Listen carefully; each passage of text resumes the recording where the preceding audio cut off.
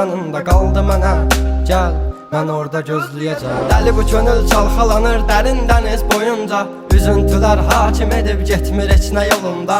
Sən mənim təsəvvürüm, təxəyyülüm, yarım idin. Deyindi kim günahkar səbəbkardı boyuna. Tapmadı gözlər birisini, dözmədi həsrət buna. Elə bir dərdin ahındayam, imdad edib çağırmam. Ölüm vardı mən bilirdim hər həyatın sonunda. Çətin gəldi inan mənə, yoxluğunla yorulma. Görmədinmi sən, yoxsa gözüm mü bağlı? Hissini örtmüş buludum və sanki yağışlar yağır. Kimlərə mərhəm olmuşsan, niyə görə tək mənə ağrı?